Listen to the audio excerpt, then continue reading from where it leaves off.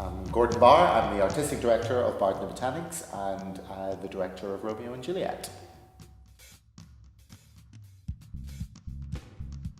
It has this great reputation, the balcony scene, as this greatest love scene ever written.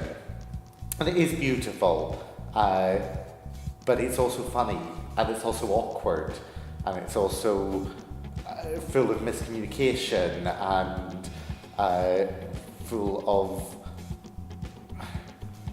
very real teenage moments, and you can only unlock those if you just look at the language, and that's where every piece of direction or acting in Shakespeare needs to start with, is the language.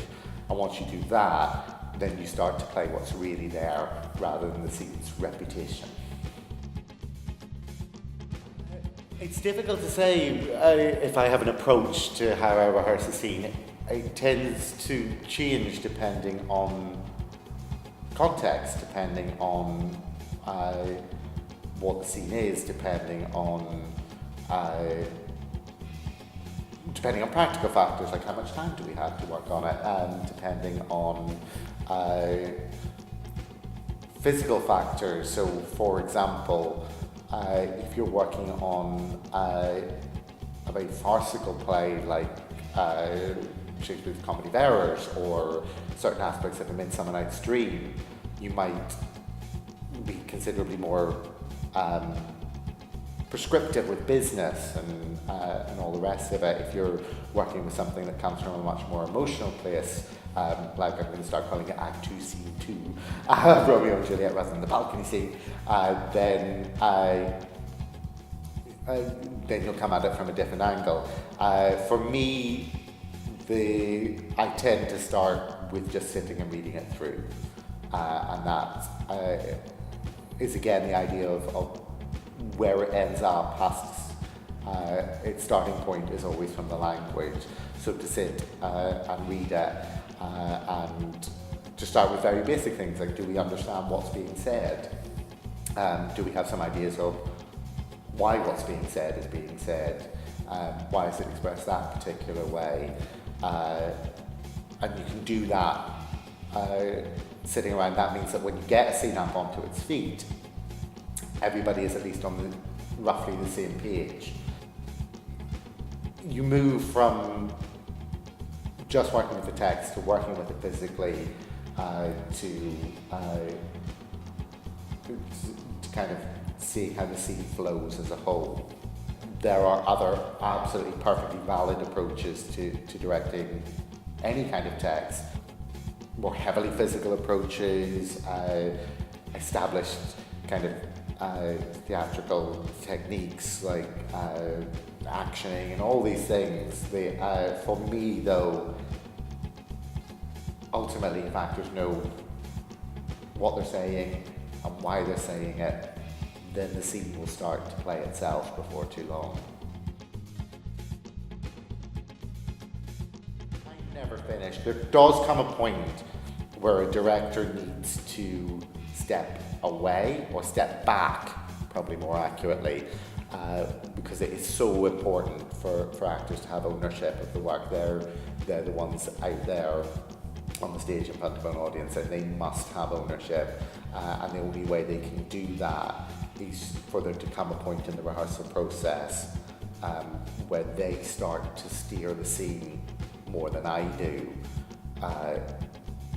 But if you set things up right, then hopefully the actors will feel secure enough to know that there is an outside eye, i.e. me, always keeping an eye on what they're doing to make sure that they are serving the needs of the story.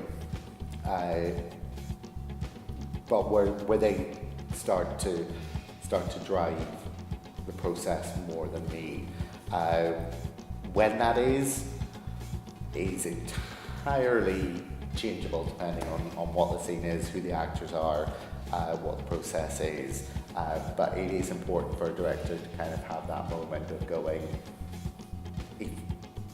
I think anyway, if I keep piling on new ideas and new directions, and new thoughts, the actors can't get to that stage where they stop thinking about it and just start doing it. And that's the moment you're looking out for, is when you stop seeing them acting and just start seeing them be in the moment. What I love in it most is its humour.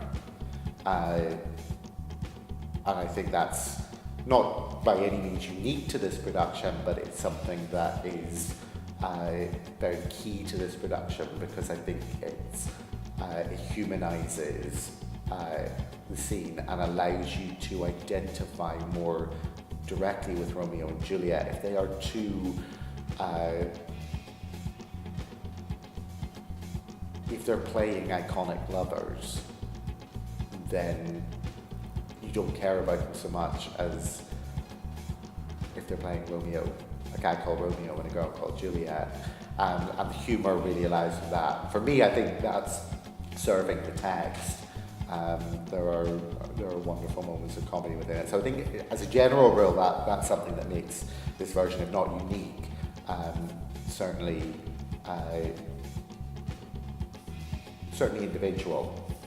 For me, on this occasion with Terence and Steph, what you get is a little bit of sincerity from both, a little bit of humour from both, and it all kind of blends together into what you see as two people who bring out best in each other, both as actors and particularly as characters.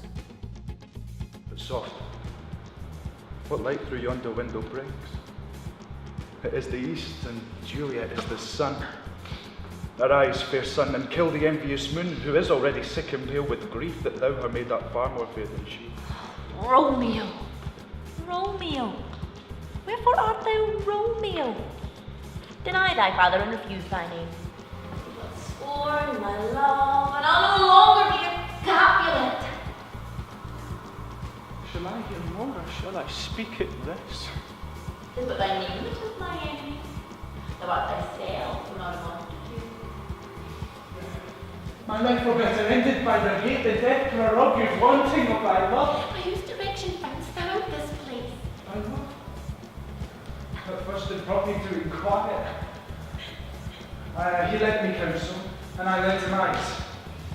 I am no pilot, yet but thou as far as that vast shore washed in the farthest sea. I should adventure for such merchandise. Romeo. Romeo. Wherefore art thou Romeo? Deny thy father and refuse thy name. Or, if thou wilt not, be but sworn my love, and I'll no longer be a Capulet. Lady, by yonder blessed moon, I swear, that tips with silver all these fruit tree tops. I swear not by the moon. Love goes towards love, like schoolboys from their books. But love from love, towards school with heavy looks.